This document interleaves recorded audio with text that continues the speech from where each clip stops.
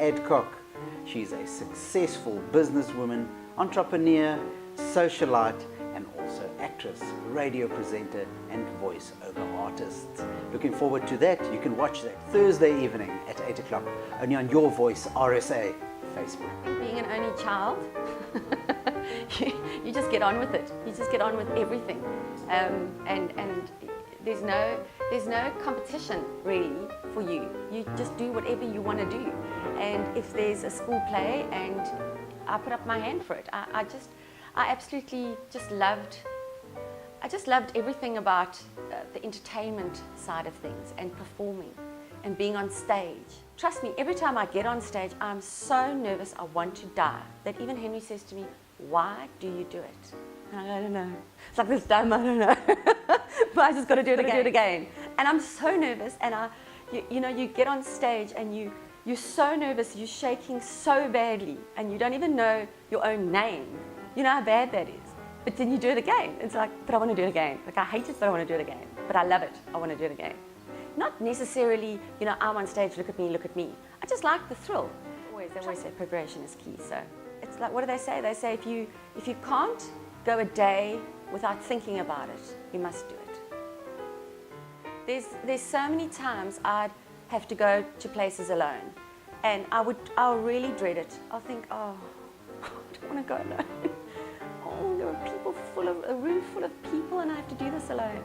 But it's just nerves, I think. But once I'm there, and once you got to do this, then I'm in it and I'm doing it. And before long, then it's fine. It just is fine. Electrocoat, yeah, that's not by choice. No, that was thanks to my parents, which I'm very grateful for, because the company is doing extremely well, I must say. So they tried to retire for the third time, and Electrocoat was then born. They took a chance. They had the retirement money set aside, and they decided, no, they can't retire yet. My mom was, it's 10 years, so she must have been about 52, I'm just guessing. So yeah, because we're 10 years now, and unfortunately she passed away 6 years ago. So when they started, they weren't young, but they were restless. You know, they're entrepreneurs. They've been having their own business all their lives, so they were restless. So they opened up Electrocoat, and thanks to business partners that actually listened to their business pitch, if I can call it that, and said, yes, we'll take a chance on these two. I don't want to say old, because I'm that age now. We'll take a chance on these entrepreneurs, and we'll go for it. And you know, they paid back their loan, which is quite substantial at the time, within 2 years. So it was their brainchild, and I just helped. I did the health and safety. I was the health and safety officer and the PA, and a bit of accounting with my mom. And then she got a very rare lung disease, and realized that she was, you know, she was going to pass away. So that was very sad to watch her deteriorate, and knowing she's going, and knowing I've got to take her place. It's still so difficult to some days I sit there and I just sob. I cry and cry and cry, because it's heart sore, because this was her and my dad's baby. But anyway, I inherited her shares, so I said to my dad, you know what? We're gonna forge on. I'm gonna help you, because I mean, you know, when my parents always had their own businesses, I was never excluded ever. And I think that's also what makes me the person I am. I was always included in all their business talks, decisions. I did wages from the age of 8. I had to count out wages and put them all in their bags and name the people. And so I was always involved. So when, you know, Mom passed away, and she was kind of grooming me, my dad and I, we just continued. So it wasn't me deciding I'm going to step into a man's world and be this automotive person. But I'm loving it. I must say, it's challenging, very challenging. Men are still not, they still don't take too kindly with a woman in their world, I must say. So it is challenging, but I don't try and be a man. I am a woman, and I maintain that, and I respect whatever they have to say, and that's all I ask for in return, is that I am respected for when I give my opinion or how I do business. So but it's tough, I must say. I love my emails, because then I can be all bold and barking, and then I can send. And then when that phone rings, I just cringed. You know, somebody also asked me the other day and said, Angelique, you know, aren't you happy? Like, aren't you happy just doing one thing? And for me, I think it's the challenge of I can. So I would enter a competition because I can. And I actually think I could win. I mean, why does anybody enter a competition? You don't enter a competition because you don't want to win. You enter a competition because you want to win. I think it's just the thrill of the challenge to do different things, you know. Why just do one thing if you can do 3 other things? As long as, and this is a valuable lesson I learned in 2015 when I entered the Mrs. Port Elizabeth pageant. It totally consumed me, and I let it because I enjoyed it so much. I enjoyed being Mrs. PE so much. I loved it. I've even got my little nickname, Mrs. PE Forever, and then I have to go, oh no, Mrs. PE 2015 Forever, because the poor other Mrs. PE is coming along, you know. So I enjoyed it so much, but I dropped the ball with the business. And if that's one thing I can advise somebody, if you are interested in, you know, you keep your day job and then you do your dreams sort of behind the scenes, is don't drop the ball on your money spinner or your goose that's laying your golden egg.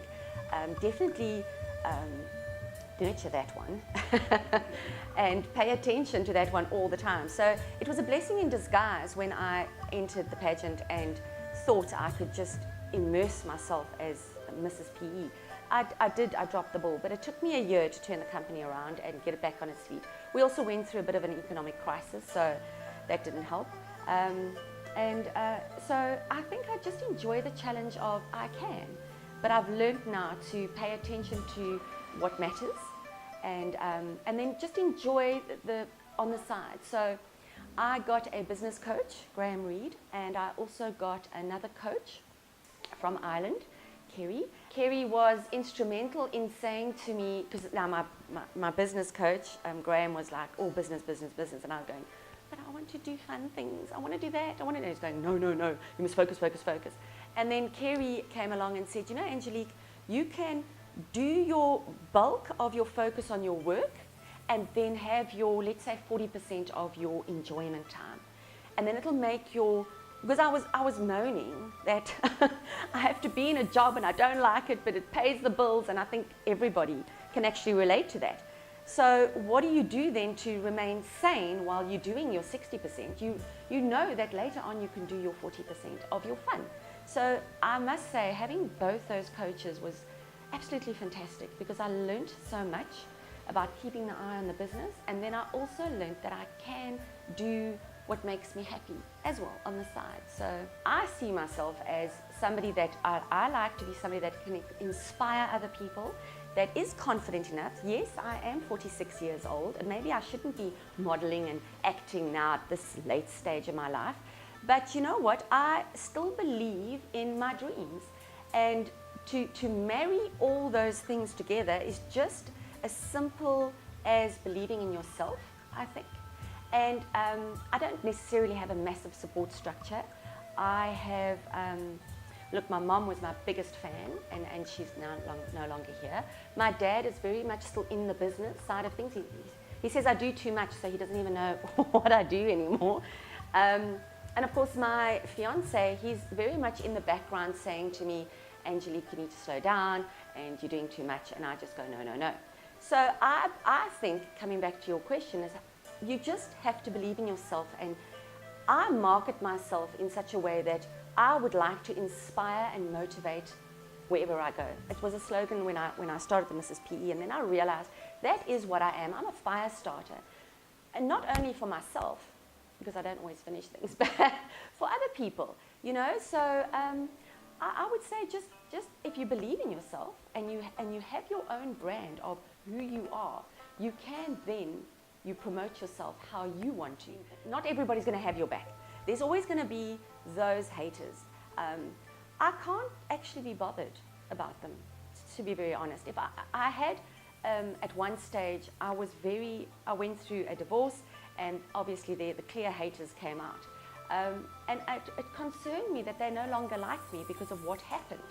And it really ate me up inside until somebody said, Angelique, you cannot let what they think bug you and let it interfere with your life now. They don't know what's happened. They hear one side, but they don't know the true story. So you have to let those people go, I think. So your support structure, I say surround yourself with those that are in your winning team, and those that aren't, disassociate from them. That's what I've done. I've disassociated from those that don't think I can, that don't believe in me, that laugh at me. I've disassociated from them. So I don't know what they're doing. I don't even have them on social media. I just Control-Alt-Delete out of my life. Well, I've got my 2 and then Henry's 2. So I've got 2 step kids and then my 2. You know, I think they see me as such a whirlwind. They tend to stay out of my way until I incorporate them in. And currently now I've got Sky, my daughter, who is involved with the modelling side of things, which we can discuss later. And I am encouraging her modelling career while still attempting to do mine along the way, you know. So when I entered the Mrs. PE pageant, people asked, why did you enter Mrs. Port Elizabeth? I entered it because I wanted a perspective shift. I just seemed my life was going nowhere. I had a job, I had the kids, I had a house, I had a car, I had all these things, but I just felt there was no meaning and purpose. So when I entered that pageant, it gave me a perspective shift. So I had then meaning and purpose, and I also did a talk about significant success. So, because somebody said, well, how would you define success? And to me, it's significant success is what is the key word here, is what are you doing to actually be significant in any field, you know, not just necessarily in yourself, you know. Arts, which is the Applause Rising Talent Showcase. And she does all the hair for all the artists in the States. She has an opportunity to go there, so she does that and she gets paid in dollars, and it's awesome. And she's like their traveling hairdresser. And then for all of us artists. So the one year she says, Ange, why don't you just audition? And I was like, what? No, man, do it. And Sky too, because she's like, because Sky's modeling career, wow. And this is where it all started, this dumb audition that we went through. Then we got a call back, both of us. So that's, I think, and that's where this new journey started. So, you know, it is so important if you want to, if you want people to take notice and you want to, it's the law of attraction. You have to then do whatever it takes if you want to stand out, or you want to be successful, or you want to be significant, or you want your brand. You have to be at it every single day, and you have to work at it every single day. At the moment, we are very busy branding ourselves for New York. I have entered the face of Just You Agency, and out of 600 contestants, made it to top 100. So yay for me. So vote for me, please. I'm so super organized. Look what I did. Please zoom in. Angelique Adcock, SMS 003. I don't always remember the number, to 35224. That'll be super amazing. Yay. So thank you. Being scouted by Kim Myers, who is the director, as it were, of the arts, which is the Applause Rising Talent Showcase, so which is based in the USA. So both my daughter and I got callbacks there. So we are, and this is how the face of Just You has also come about. They now have an agency in New York City. So it's super amazing that you have an agency based in Johannesburg, or let's say in South Africa, that now has a direct connection to New York City. We now get an opportunity to be on stage in front of all the producers, all the directors, basically in Hollywood, that could scout you, or could see you, or could notice you. So that's what's so super amazing about this journey that we're on. So I've always said I want to be famous. It's like one of my words. It's so silly, but it's not. I just do, you know, it's just one of those things. I've had it in my head since I was 5 years old, and it's never gone away. And when Oracle Media started Oracle FM, I heard a little buzzword, something was happening. I actually just phoned Neil and I said, I want to be on radio, end of story. I want to be a presenter and you will interview me, okay? And he did, and I got the job. I've given it a sabbatical now to concentrate on preparations for New York.